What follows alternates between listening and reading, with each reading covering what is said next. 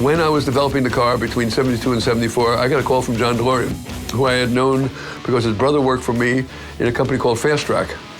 And he gave me a call, and I met him in his Stretch Chevrolet when he was in charge of the Chevrolet division in General Motors. And he wanted to see the people who were working on my car, which were a lot of the people I had hired from the Corvette team.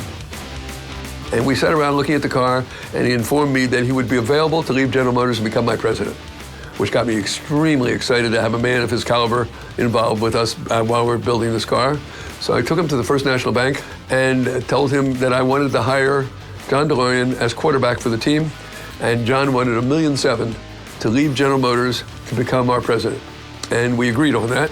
And the next day I got a call from John, and he told me he wanted it after taxes. I said, John, I don't think it has anything to do with money. I think it has to do with the name of the car.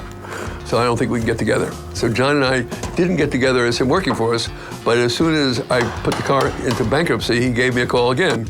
And this time he wanted to hire my crew, and he wanted to build his own car. And he wanted, of course, copy it in every way known to man. And it happened to be, I happened to have our pre-prototype that he had seen that he wanted to copy exactly. And I gave him permission. So John DeLorean's car is the exact car that I rejected, and still have that prototype that was designed in 1972. It's even fun when people confuse the Bricklin with the DeLorean, the celebrated time machine of Marty McFly in the movie Back to the Future.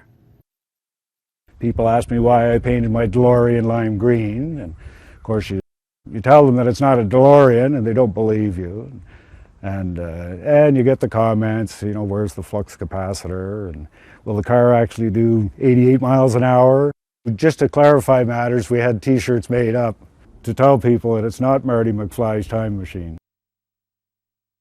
Now, it was not a drivable, it was a drivable, but it was not a manufacturable prototype. It wasn't engineered in any way. It just looked similar to what I wanted, but not exactly. And when I finally started understanding more about what I was getting into and realized I had to go to Detroit, I had to hire all the right people, we had to start from scratch because clay models had to be built to 1/10,000th of an inch before you can make the tooling. And then acrylic reacts one way and fiberglass another way, and it all shrinks and moves, and tooling had to be all sorts of things that I had no idea, but I did know I had to hire different kind of people. First thing we did, and of course you have to understand we were very naive at the time, and we just assumed you build one car and then of course you're ready to manufacture. So we came up with a basic design that we later put into our first car, which we call the gray experimental car, which we thought was going to be representative of what we're going to build. Right. We went out, we started hiring some people from the big three who really knew what they were doing, and they informed us that although it was an interesting design exercise, it had no validity in the real world of automobile business, which was not only disappointing, but at first we wouldn't even believe what they had to say. And then they started explaining to us, we have to start all over with clays, but this time they have to be accurate to 2/10,000ths of an inch. Wow. Yes, sir. Adios, hat.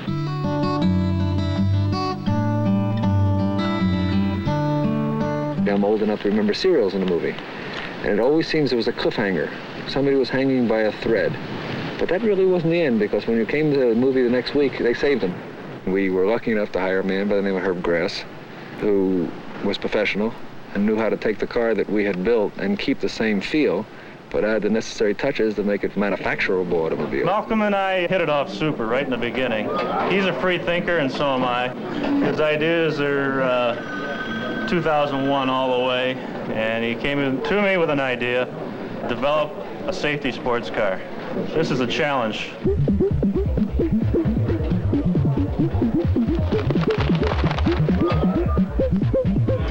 Detroit is used to the boxy type of vehicle.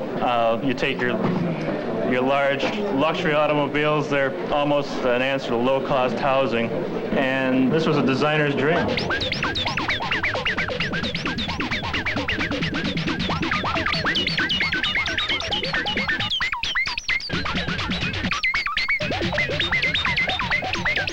Hydraulic door with a jack screw at the A post, which would put us at the center of the load, and run by cable to a motor which would be buried in the B post.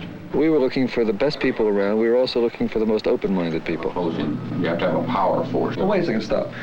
Do we agree that if you move this down this way, you can have all the pressure you want. We weren't looking for people who just could come to us and say, this is the way it's always been done, this is the way you must do it. We were very fortunate. Most of the people we hired and most of the people who have stuck with us are those kind of people. Oh, it's tough. You say it seems to make sense. You're saying that it's going to be more difficult than he says. That's right. Fine. It's going to be one or the other or someplace in between. Mm-hmm. Yeah. But rather than theorize anymore, because some of our very good ideas weren't good and some of our very bad ideas were great. Mm-hmm. Why don't we just go ahead? Let me tell you how I hired this guy. He was a known designer who had worked for Ford, and he had his own design shop now, and he was extremely hippie. Big, shaggy beard, and Hawaiian kinds of shirt. And I was interviewing him, and he had a place out in Livonia, Michigan, right outside of Detroit. And I stayed over for a couple of days. I was interviewing a number of people, and he told me that he usually works late at his design studio into like 2, 3, 4 in the morning. And I wake up early, so I decided to surprise him. And at 2 o'clock in the morning, I show up at his design studio, and there he was painting his secretary. Now, painting his secretary meant that she was nude, and he was painting her. Paint on her. Painting on her body. On her. So he was making her look like she was dressed, as a matter of fact. And of course, I'm a womanizer, so immediately I was taken by him and hired him. For reasons other than that, his name was Herb Grass. Grass? Grass. Grass. This is in the 70s, when grass was something people did smoke if you were a hippie, and he did not. Even though his name was Grass, he said, I didn't because of my name. So he was a straight guy that looked different than who he really was, but extremely talented man. And he added the right kind of nice finishing features that made what Bruce Myers had done relatively quickly. He had refined it to something that it is today. Herb Grass designed the Batmobile and designed the Bricklin. That curve on the hood is his girlfriend's hip. She was a Playboy bunny. There isn't a single inch of the car that can be duplicated, and Bricklin discovers it's poorly designed to boot. And I said, well, you can't really build that car. Plus the surfaces are incorrect. It doesn't have feeling. A car has to have feeling to be, you look at a Corvette, it's got shape. What you have there looks like someone got a new belt sander for Christmas and developed the vehicle. Herb Grass is a young hotshot designer from Ford. Bricklin convinces him to come on board by selling the car as a designer's dream, a chance to create something from the ground up. Persuaded, Grass begins to redesign the Grey Ghost, now dubbed the Red Car. But Bricklin gives him a deadline, 90 days to create a clay model and engineer the car, work that normally takes 3 years. Once again, the reason for the rush is money. To keep it flowing, Bricklin must convince the banks that his car is a winner. 90 jours. On a 90 jours pour prouver au monde qu'on est les meilleurs. Tu veux qu'on fasse en 3 mois ce qui prend normalement 3 ans? Terry, à Détroit, construire un char moyen, ça prend 3 ans avec une équipe moyenne. Sur l'équipe Bricklin, il y a juste l'élite. Vous êtes ici parce que vous êtes tanné de construire des boîtes à beurre? Regardez dehors. Toutes les chars sont pareils. Nous autres, on veut plus. On veut construire le char. On peut révolutionner le marché automobile américain, puis montrer à Détroit que les choses peuvent se faire autrement. Herb Grass, qui était marié avec une ex-playmate de Playboy, avait le mandat de dessiner une voiture qui était tout autant sexée que sécuritaire. Et c'était ça le défi que lui avait donné Malcolm Bricklin. Ça t'intéresse? Qu'est-ce que c'est? Bricklin SV1, véhicule sécuritaire numéro 1. Moi, ce que je veux, c'est Saint-Christophe déguisé en stripper. Sécuritaire pour madame, sexy pour monsieur, à la portée de tous. C'est une opportunité qui passe une fois, puis pour toi, c'est un matin. Malcolm, tout est possible, mais il faudrait que tu fasses des concessions. On livre pas un hit en faisant des concessions. Well, basically what happened is every other day was a dog and pony show. we had First Pensy Bank coming through, and we had to do the typical dog and pony. So Malcolm says, make this thing look good. So we busted our butt to get that thing done. And we got it done, and the taillights didn't have pizzazz. So I was driving a Pantera at the time, so I ran out, got the taillights out of the Pantera, and put them in there, painted them clay colors. So that's why the Bricklin ended up with Pantera taillights in it. The red car sets a pattern. Haste will plague the rest of the Bricklin project. But this is a part of the Bricklin style, and it will cost millions. I absolutely was over my head. I had no idea what I was doing. I was definitely opening up a dark door and walking in. With the red car finished, Bricklin begins questing around for a place to manufacture the vehicle and for someone to foot the bill. He finds both about as far from the car-making world of Detroit as he can get. A friend of mine suggested New Brunswick. Of course, my problem was I knew of New Brunswick in Georgia, and I knew there was a New Brunswick in New Jersey, but I didn't know about the New Brunswick in Canada. Richard Hadfield was born on April 9, 1931, and was the youngest of 5 children, the son of a politician and a potato distributor from Hartland, New Brunswick. As a New Brunswicker of the time, he had a privileged upbringing going to private academies. After graduating from Acadia University and later Dalhousie University as a lawyer, it was quite clear that Hadfield was pre-programmed to become a politician. He first won a seat in the New Brunswick legislature in 1961 as a Conservative, and eventually as the Premier in 1970. There is no doubt that Richard Hadfield dedicated his life to making things better for New Brunswick, and that he had little regard for the arrogance that came from Ontario and Quebec. He was a trusting and a genuine person that had a passion for the arts and traveling the world. Hadfield's best attribute was encouraging New Brunswickers to use where they came from as an asset rather than a liability. Among his achievements, Hadfield promoted both linguistic communities in New Brunswick. He was the premier who created 2 distinct school systems, Anglophone and Francophone. His instincts, there's nobody even close in this province to have the political instincts this fellow had. He also, of course, worked very hard to give the Acadians in New Brunswick a bigger place in the sun. In 1982, he also adopted the bill recognizing the equality of the 2 linguistic communities of New Brunswick, English and French, or Bill 88. Even though he was Anglophone, he received the support of the French community because he continued the spirit of the Equal Opportunity Program started by the previous Robichaud government. So there was an expectation when Richard came into power that he probably would reverse the program of equal opportunity. Well, he didn't. In fact, he enhanced it. And it was fairly soon winning support, a lot of support from the Acadian Francophone parts of the province. He was loved up there. People in the North Shore, he was comfortable. He was like sitting in the midst of a whole lot of people who were speaking another language, and he was at home. Robichaud often described Hadfield as a worthy political adversary, but not a political enemy. He was known at that point to be somebody that thought that a lot of what Louis Robichaud had done was good. I love politics, I love New Brunswick, I love the people of New Brunswick. Richard Hadfield était avant tout un bon vivant.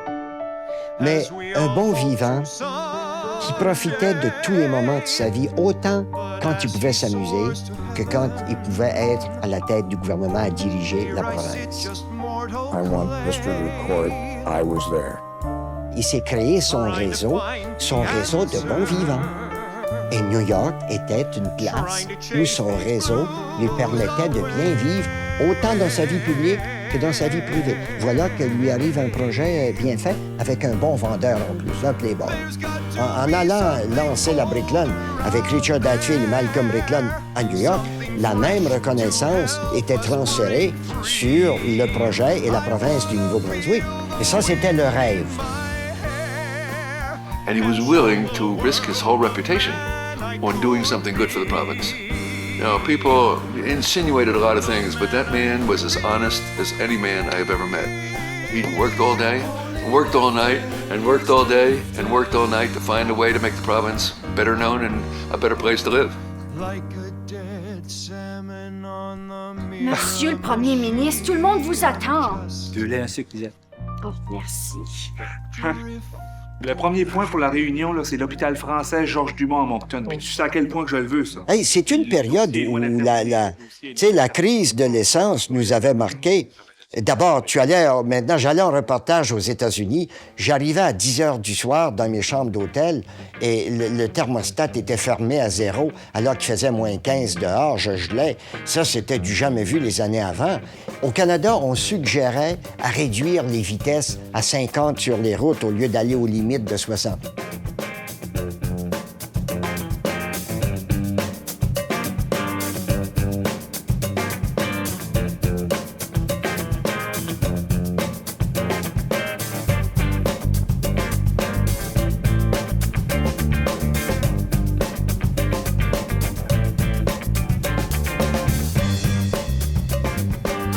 Entre les années 70 et aujourd'hui, le sens de sexe n'a plus le même. Sauf que la voiture, ça fait partie de la culture américaine. La voiture donne un statut. Alors, un jeune homme, par exemple, qui avait une Mustang, à l'époque où j'étais jeune, ou qui avait une Corvette, c'est pas l'image ou le portrait ou la carrosserie, c'était le statut de Don Juan, il y avait, comment je te dirais, ça lui donnait comme une aura de beau garçon.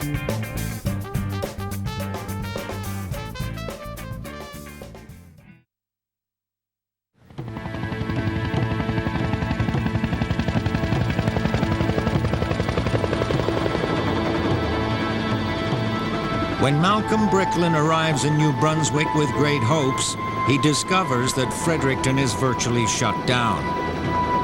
The St. John River has burst its banks, and the province is in a state of emergency.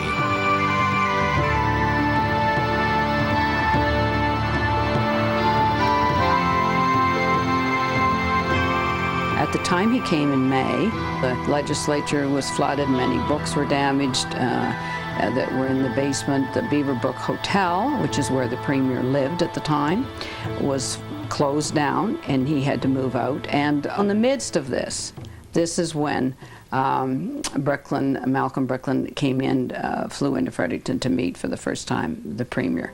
And they had an informal meeting. But then I met the Premier. Right. And he was worldly, and he was enthusiastic, and he was sharp. And there was a real connection right away.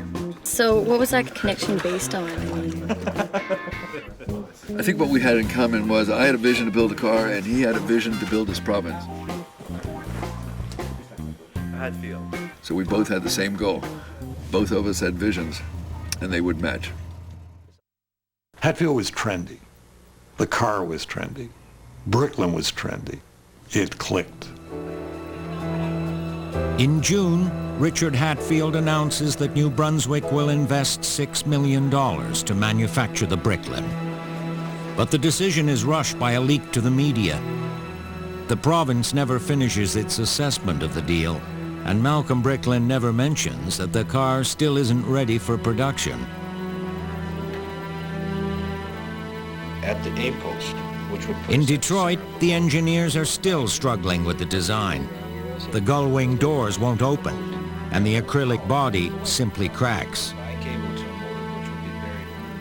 When Terry Tanner comes on board as head of manufacturing, he's shocked by the state of the car and the St. John factory where it'll be built.